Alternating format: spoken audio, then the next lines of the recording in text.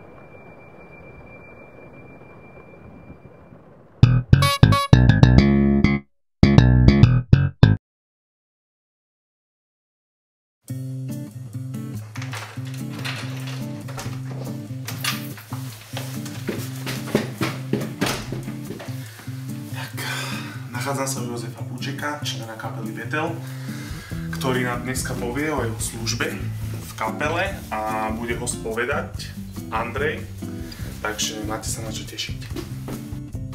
Jozef, si v kapele Bethel, ako si sa k nej dostal?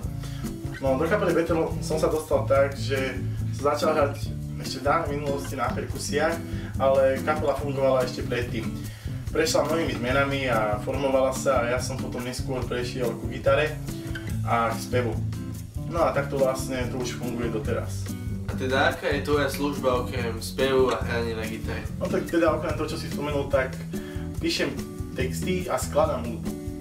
A toto vlastne už potom, keď už sa hudba napíše a spraví, tak sa dotvára na spoločných skúškach. Diel je venovaný službám na hacechválach, kde môžeme vidieť modlitebníkov. Kto sú to vlastne a môžeš nám o nich niečo povedať? Samotný modlitebník, ktorý je súčasťou spoločenstva, je veľmi dôležitý. Služba modlitebníka spočíva v tom, že je takým oporným duchovným múrom spoločenstva a jeho služby, jeho ďalšieho smerovania. Pýta sa Boha na to, akým smerom a ako cestou sa má vydať spoločenstvo a potom to konzultuje alebo rozpráva sa o tom s vodcami spoločenstva.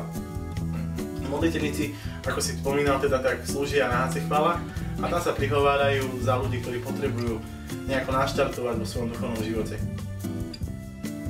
Prečo som sa stala modlitebničkou? Vždy, keď sa za mňa modlili, ma to veľmi naplňalo a chcela som sa aj ja stať nástrojom v Božích rukách. Cítila som, že Boh ma volá do niečoho nového a tak som skúsila modlitbu príhovoru. Je to čas, kedy sa Boh skrze modlitebníkov dotýka ľudských srdc, kedy uzdravuje a prináša novú nádej. A ja som šťastná, že môžem byť toho súčasťou. Keď som videla ľudí, ako sa modlia na chvíľach a ako druhým dodávajú energiu a radosť, tak som sa aj rozhodla robiť modlitebničku, pretože som chcela cítiť tú ich radosť a tú Božiu prítomnosť a to, ako naozaj žijú s Bohom.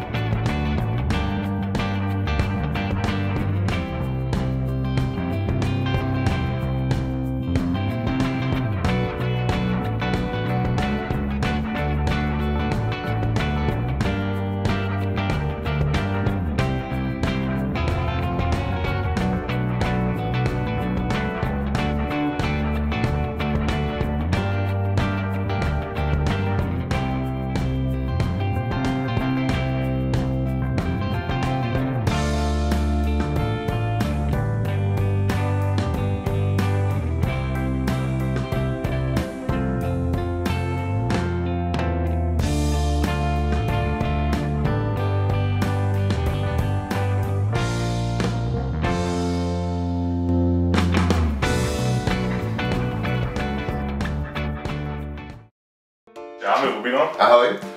Takže HC Chvály sú tu 4 roky, tento diel je zameraný na HC Chvály. A čo stojí za celou tou prípravou HC Chvály? No tak tým, že tento rok sme v podstate prešli z Favského hradu do kultúrneho domu, tak ako prvé si treba vybaviť dohodnú dátum s mestom na ten kultúrny dom a sme tam v podstate mohli aj byť, čo je prvý krok na to, aby sme tým pádom mohli volať aj speakerov a aby sme si vedeli nastaviť celý rok, kedy sa budeme stretávať a aby sme to mohli dať vedieť tým kompetentným. A v podstate potom ako druhé sa snažíme v rámci našich známostí alebo ľudí, ktorých poznáme a ktorých máme veľmi radi, ich pozývať na tie naše stretnutia, aby aj nás niekam posunuli a aby priniesli aj trošku toho ich ovocia, toho, čo oni žijú, do nášho spoločenstva a do nášho mesta. To je teda ako niečo to prvé, čo musíme spraviť. A potom vlastne tvojou úlohou na tých HC Chválach je len toto vybavovanie, alebo potom niečo iné robíš? Potom je na starosti v podstate dohodnutie všetkých týchto termínov. Potom je tvorba samotného plagátu, čo je teda propagácia, tá marketingová časť nášho spoločenstva. V podstate vždy potom sa spraví nejaký ten plagát nejaký mesiac dopredu a vždy potom to idem zaniesť do tlače, kde sa vytlačia tie plagáty a na Mestskom kultúrnom centre ich orazia, aby sme ich mohli vylepiť do mesta. Tým je zahrnutá táto propagácia, čo sa týka potom sociálnych sietí alebo poslania e-mailov alebo rôznych iných pozvánok, ktoré robíme. Čiže tá propagácia v podstate trvá na každej HC Chvále celý ten mesiac. Snažíme sa, aby tie chvály boli poslednú sobotu v mesiaci, čo nám zatiaľ vždycky nám aj mesto vyhovovalo s touto požiadavkou. A tým pádom máme mesiac presne na to, aby sme urobili tomu čo najlepšiu propagáciu a oslovili čo najviac ľudí, aby prišli na túto evangelizáciu. Dobre. A priamo akože v skupine, tvoja úloha? Priamo v kapele, tak mojou hlavnou úlohou je v podstate viesť tie chvály. Popri tom ešte teda, čo sa týka spevu a elektrickej gitary, ale ja tak veľmi vnímam, že Boh ma povolal do toho, aby som vedol teda tam tie chvály na tom mieste. Po prípade nejaké slovo medzi pesničkami alebo tak, aby ten kontakt s tými ľuďmi bol čo najhlbší a aby tam prežívali tú intimitu s Bohom. Čo sa týka klasickej prípravy technického zabezpečenia a organizácií, teda v podstate čo ja doma pripravujem je, že to rozdiel tých kompetencií, teda aby každý človek mal v podstate jasne zadefinovaný, čo je jeho úloha a jeho služba na týchto HC Chválach.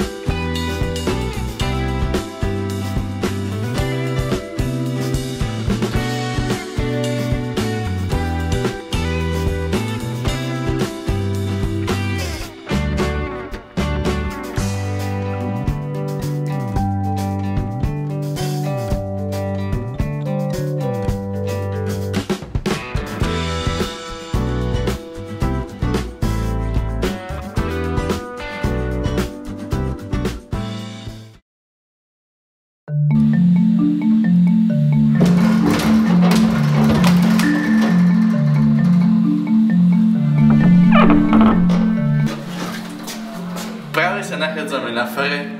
Počkať chvíľku. Vešiak.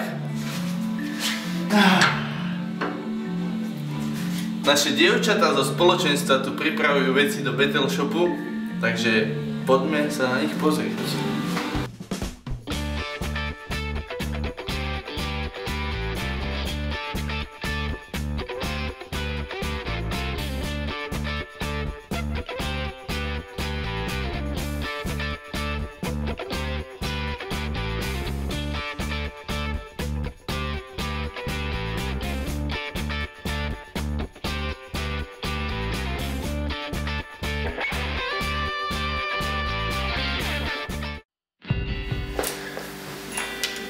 Veronika, ako vznikol tento nápad spraviť vlastný obchod?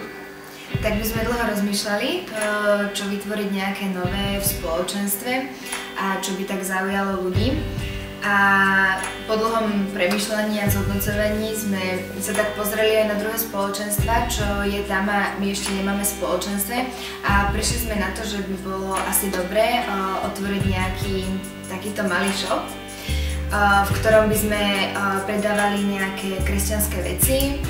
A je to super, pretože tu mám pomocníčky, s ktorými prichádzame na nové nápady.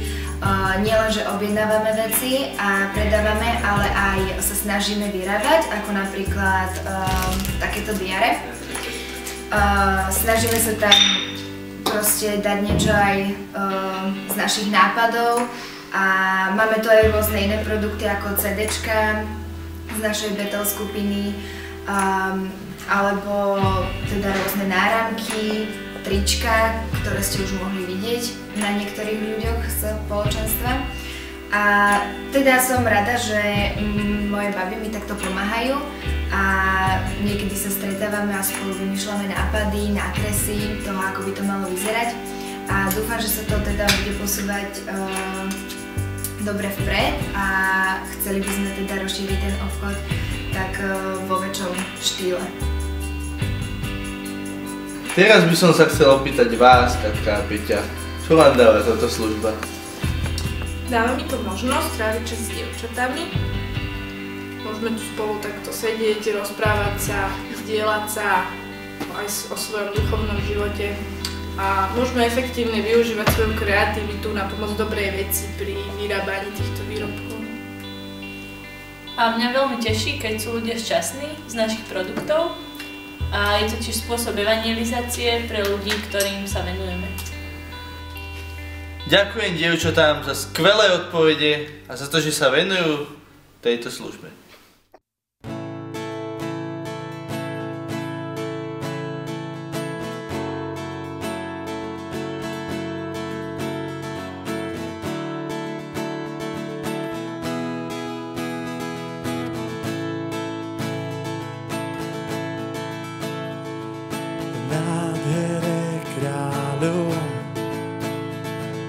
Odetý slávou, nech plesá celá zem, nech plesá celá zem.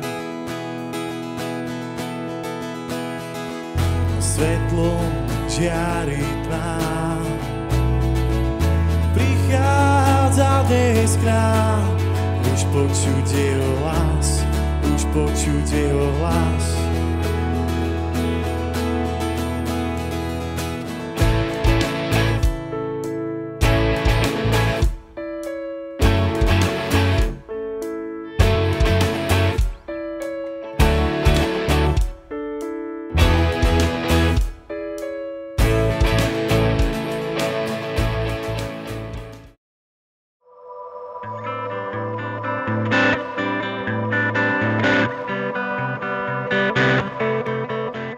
Prvá vstupná brána, kde sa zlo snaží vstúpiť do nášho života, tak je okultizmus, špiritizmus, mágia, rozličné filozofie, ktoré sú nekresťanské, veci, ktoré sú spojené práve akoby proti prvému prikázaniu Božiemu.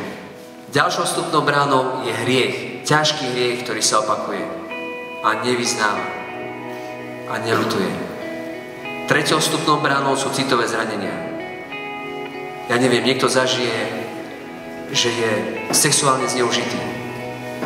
Ťažká citová rana, ktorá spôsobuje, že ten človek jednak nenávidí seba samého a jednak je vnútorne úplne zavretý voči druhým. A do tejto rany jeho vstupuje potom zlo, pokiaľ nezažije uzdravenie. To uzdravenie súvisí s niečím hlbším ako uzdravením, ako máme my predstavu, že uzdravením telesným alebo uzdravením nejakým len psychickým. Má v sebe niečo mnoho hlbšie. Je to spása. To znamená nejaká plnosť, ktorú ti Boh chce dať. Je to tam šťastie, ktoré ti chce dať, po ktorom túžime všetci v tých našich túžbách. A často si volíme nesprávne veci a preto nedosahujeme to šťastie. Zatiaľ, čo uzdravuje len Ježiš. Iba Ježiš uzdravuje. Na rozdiel od liečiteľov, liečiteľia vám povedia, ja uzdravujem. Ten, čo má charizmu uzdravania, vám povie, ja neuzdravujem. Je to Boh, ktorý ťa uzdraví. Ja sa budem akorát tak modliť za to. A ty sa modli tiež.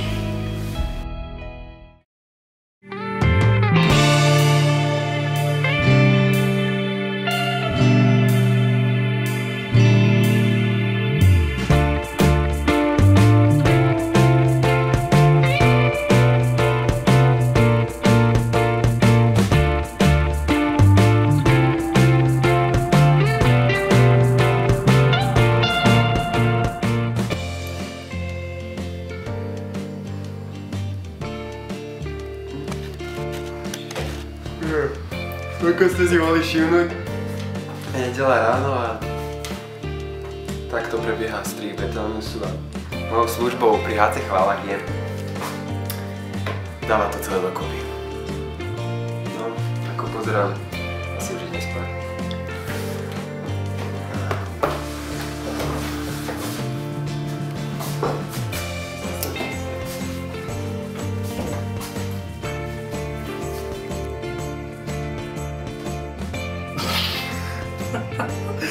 Áno, sa smejem, rozhodilo sa. Vyrovná kaže. Naše baby tu pripravujú. Jaké baby? To sa nedá. Čo máš také za to? Uvaj, ja idem s tebou točiť rozhovor. Ako vznikol tento nápad? Aha. Ako vznikol nápad? Ona sa usmieje vždycky. Ona sa usmíva.